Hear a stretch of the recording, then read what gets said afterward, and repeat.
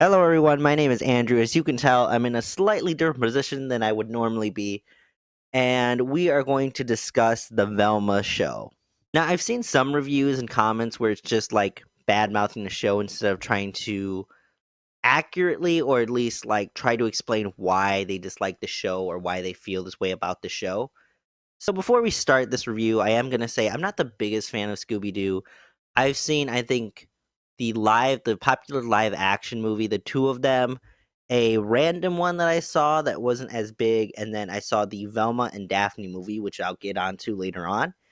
And I've seen a couple of the TV shows, like the original one to the, I think it's like Mystery Inc. Incorporated or something like that. I've seen that one. I'm not too knowledgeable about the comic books, but I know there's a futuristic one as far as I remember. So we're going to review the first episode, which I think is an overall feeling of how I actually feel about the series itself. So we're just going to take a look at the first episode and kind of go from there of what I think about it to what could be right and what could be wrong about it. So some of the things I've heard about the show, or at least the complaints, is that the dog Scooby is not in it, which doesn't make it Scooby Doo. Now, if you're in that ballpark of a conversation, I would say that you are completely wrong. As I've touched on it before, the Velma and Daphne series just focused on Velma and Daphne. It made reference to like the mystery gang, but it didn't have the actual dog in it. It still kept the air of mystery of, oh, who did this, who did that. It still had the suspects, the evidence, the accusations, and character development with just Daphne and Velma. So, was it a fantastic movie? No, but it was serviceable, and it still felt like within the Scooby Doo universe. So the show starts with a monologue about how this is before the mystery gang and this is how she solved a murder. That I don't actually mind. I feel like because it is leaned toward more of adults, and I guess the whole murder aspect would lean into it a little bit more. I wouldn't mind the still like the childish things of having like a guy in a mask and he's just kind of messing around, messing about. But this is fine too, honestly. This is what could bring in a larger adult demographic. And then it starts. So instantly we have two cockroaches doing stuff to each other. And then we have a locker room full of naked ladies talking about how shows tend to cash in on over sexualized women and nudity and all of this stuff. So this is one of the highlights I wanted to touch base on. One of the bigger things is that why do we need so much meta humor within this show? It really doesn't need to be there, and it's not exactly funny. Even if you were to mention something in a meta joke or a commentary, that doesn't make it funny. A lot of the times when people do make meta jokes, it does fall flat the same way this does, and there's just too many of them, which makes the entire series just not as enjoyable as it should be. Anyways, as soon as they're done talking, Daphne gets attacked, and we get a big reveal of someone in a hoodie and a hood asking about these certain things. And it turns out it's the big reveal of Velma and how she looks as a character. Sometimes shows do this, and it's just natural. There's nothing like terribly wrong with it. It's just kind of a passive thing, so no one really, it's fine. It's inclusion. And then there's this, which is going to probably be one of those prime examples that shows and um, people that do film kind of get an example of what not to do because this doesn't feel like it's for this just a natural progression or just a natural thing to just put your spin on it. It looks like more of a company had decided to put a bunch of different minorities so that they can check all these boxes and it could be an easy cash grab so that a lot of people will be interested, oh, because of this and because of that. But people are realizing that it's not for the sake of inclusion, it's just for the sake of trying to hit those demos, and nobody's appreciative of it. And nobody should be. So after this fight that they have, Velma opens up her locker and finds a dead body without a brain. Now, this is where it becomes a little too much for no reason. Like, the nudity and everything was already a bit much for just saying that this is an adult kind of thing. But the way that the body falls and the way that it just kind of lingers there for a little bit and it's just like there's brain matter, like that's a little too much. We get that it's an adult program, but there's also a way of being elegant about it or just being somewhat natural with it instead of trying to be a little too forceful. I will say though, it is a pretty big leap from costume wearing semi menace to murderer is a little bit of a big leap considering that I think they are still in high school, so it is kind of a big leap for it, but we'll see where it goes. She does get questioned by the police and it just becomes a bigger commentary of, hey, we're police, we're bad at our jobs. The cops are parents and guardians of Daphne, and that's pretty much what you get out of the basis, except for this interesting little story of Velma's mom has gone missing. She has PTSD due to that, and she has trouble solving mysteries because of this PTSD that comes with her.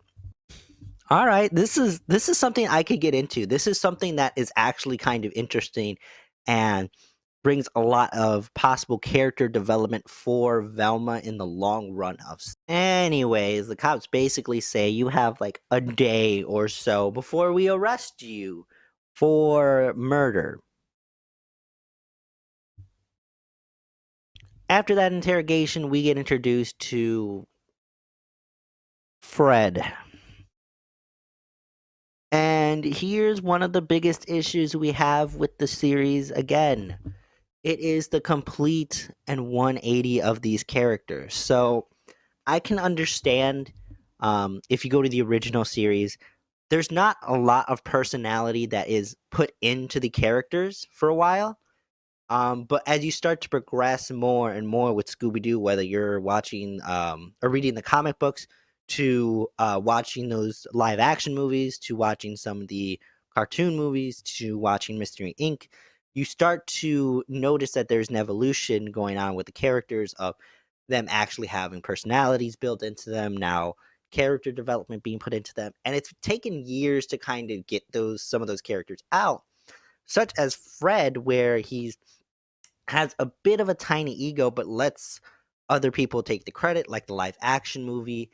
This show tends to focus and magnifies on the worst trait of them and thinks that it's going to be a fun show. Um, I personally do not love that at all. I think it really takes away from how the characters grew and how it just makes you dislike every single character you come across, even including Velma. I mean, we went from Fred, who tries to solve mysteries, is brave, tries to um, include everyone, and is really trying to help people, to Fred, a pompous, rich kid that calls Velma ugly and is going to forget what she looks like because she's so ugly and everyone is ugly to him, basically. And he's a man child. Wow. I'm really trying to be fair to the show to an extent. I'm trying to give it a chance. I am trying to find some good in this dung scrotum of a piece of this show. And we're going to keep going. And we're going to find some other good stuff. Yeah. Hello, everyone. I took a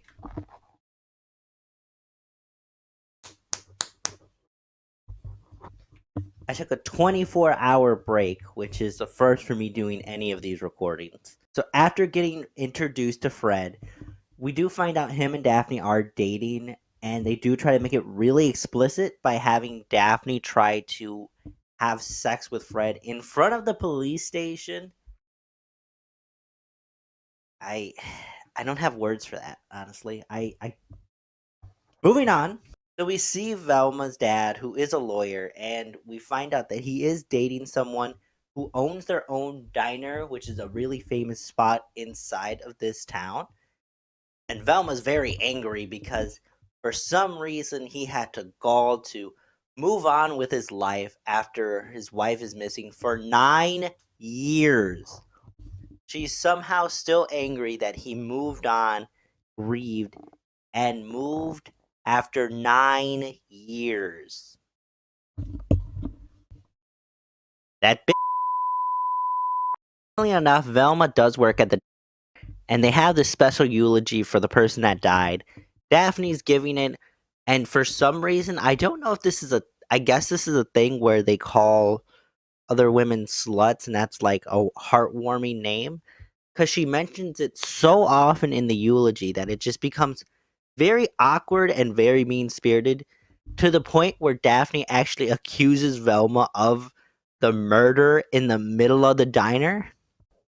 Then, as Velma storms off in the alley to cool off, she does meet Fred, talks to him for a little bit, and then almost gets hit by a car driven by Shaggy. So, the Shaggy character, I actually don't mind to an extent. I think he's a bit smarter in this show. I think he has a really good design. I think his personality is okay for the 2 episodes that I saw. The main problem is that they focus on one solitary joke. And that's it. That's the joke. He doesn't smoke weed. He hates weed. He hates like breaking rules essentially to an extent. And this isn't just like a one-time joke. They even make a pause during that point so people will laugh. And then they just kind of continually on with that joke in the next episode, and I'm assuming the next couple of episodes after that. Other than that, he's a decent enough character. So Shaggy gives some kind of clue that involves Velma going back to the house, trying to see if the girlfriend is some kind of murderer. Where, as it turns out, that when she does do this to look for clues, she ends up having another PTSD attack, which makes her dead. Like, it actually kills her to where she needs CPR. I don't know what to say to that because that just you have to understand to suspend your like disbelief like in pro wrestling you have to suspend your disbelief in this, so I'll do that for this point and just move on. And then during a talk with the dad, she does realize that the mom actually probably left on her own free will because of how unhappy she actually was compared to Velma's idea where she was actually happy and excited to be there. So it does give a little bit of a backstory of she left a gift for Velma and that she never opened for some reason, even though it could have a clue to why she's gone. And how she ended up being blind because she ended up wearing glasses that probably weren't her like description. After she finds this out, she goes and she opens the gift to find a clip. Never mind. She ends up finding out something about Fred that could be involved in the murder and decides to go and break into his house.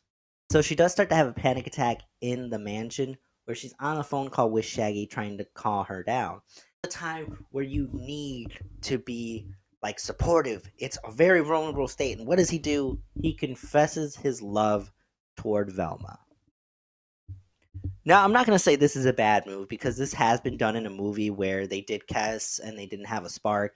And there was a time where they did date and then break up. So I'm not going to be hard pressed about this whole dating aspect. But what does bite my balls as hard as possible is that once he confesses, she laughs at his confession and thinks it's a joke. And every time he confesses to calm her down, she ends up laughing it off every single time.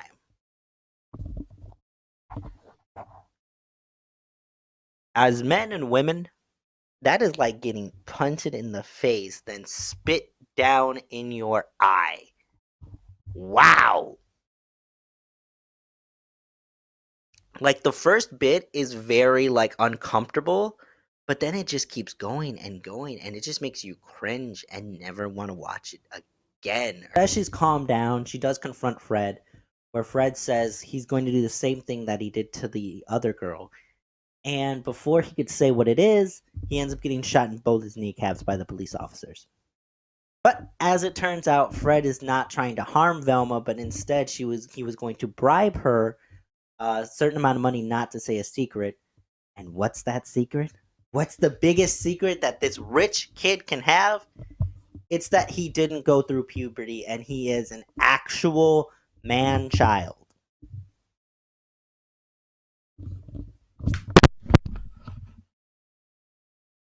I I don't know what to say to that. I'm gonna move on. After all that, Fred gets arrested, and Velma and Shaggy have this nice conversation about what to do about the clue and about the lost mother. And as they turn to walk away, Shaggy knows there's something weird going on within the recycling bin and sees another dead body, which then leads to the second episode. So I genuinely wanted to give this show a chance, and to an extent, I can see some good parts in this, but it's overshadowed by the bad, badness of it. And I think people that argue this one point of if you think of it as a show that is original, it's not that bad. Then just make it an original show. You could have called it, I don't know, the girl from Mindy's Projects is in there, right? Or something like that. Here's what you could have done. Mindy's Secret. Mindy's, mystery. You could have called it a different name and put in different characters, and it probably still would have passed as a decent enough show for this type of platform. But it does have something to do with Scooby Doo. And I think the company is basically trying to cash in on the name of Scooby Doo and the anger and ire out of people that watch the show, and that way they'll get more streaming services or more viewership and more subscriptions. That's a really shitty practice that unfortunately does work and will unfortunately probably keep working. This show tried to be a little bit different and just did a little bit and pieces here and there. I think they could have gotten away with certain extents to make this a Scooby Doo esque kind of show. But I think overall, it's just not worth watching. It's probably going to plummet as soon as this hype is over with, which is why I wanted to make a video of a real review of it, so you can actually see that there are some good points across of it. It's just most of it is just so bad, and that you probably shouldn't watch it, and that you should see that there are good points in it, but there is just as many, if not triple the amount of badness in it. That is my review of it. For the most part, it is just a Goblin's garbage piece of crap that you probably shouldn't watch. Stream on Twitch. Thank you for almost 20 subscribers. I hope your day is as awesome as you are, and I will see you in the next video.